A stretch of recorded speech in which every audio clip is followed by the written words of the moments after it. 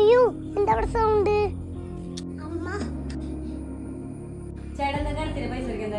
അന്റെ കാശ് വേണ്ട മോളെ, എത്ര നാളായി പണിക്ക് പോയിട്ട്? അത് പറഞ്ഞിട്ട് കാര്യണ്ടാ? പിന്നെ ഞാൻ അവിടെ മരം കുളിക്കാനുള്ള കാശ് കിട്ടാനായിട്ട് കാര്യമില്ല, നമ്മള് വീട്ടിൽ സാധനം തിരിച്ചു കൊടുക്കണ്ടേ? കാശ് വേണ്ടത് പണി 2 ദിവസമായില്ലേ? പറഞ്ഞാൽ മതി, അവരെന്തെങ്കിലും ഇങ്ങോട്ട് വരിക. അതുപോലെ എന്റെ കാശ് വേണ്ടേ? എല്ലാവരും എവിടെ പിച്ചറിന്റെ അടുത്ത് കൊടുക്കുന്നു ഞാൻ. പിന്നെ ഞാൻ പൈസ കൊടുത്തിട്ട് എന്റെ വീട്ടുകാർക്കാണോ കൊടുത്തത്? അതെ, ചേട്ടൻ മേടിച്ചോണ്ട് വീട്ടിൽ അന്റെ മോളെ ഞാൻ തിരിച്ചത് കൊടുക്കാൻ നേരത്തെ ഈ വർത്താനം ചേട്ടൻ പറയുന്നുണ്ട്. പിന്നെ ഞാൻ പറയണ്ട, പണിയില്ലാത്ത സാധനം ഞാൻ എല്ലായിടത്തും എടുത്തുകൊണ്ട് വരാൻ പറ്റുമോ?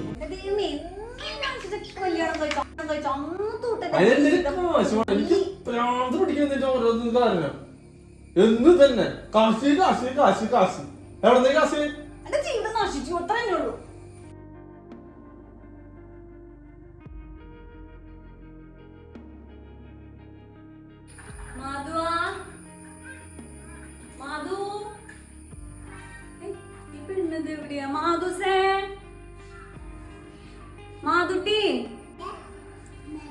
അതെ, മാധുനെ കണ്ട?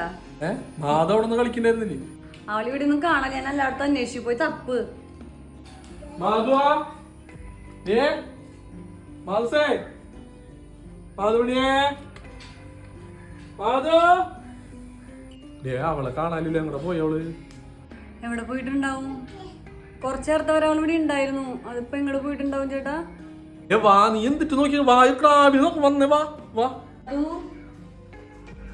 ചേട്ടാ, മാധു ഇവിടെ ഇരിക്കുന്നുണ്ട്.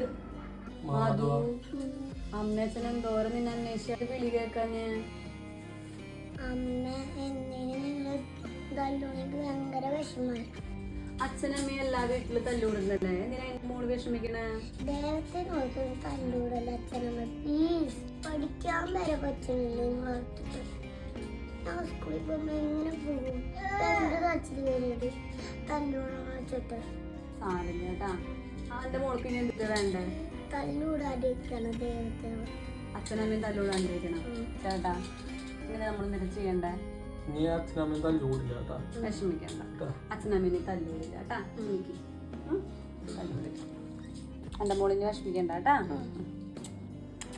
നീ അമ്മ തല്ലൂടില്ല.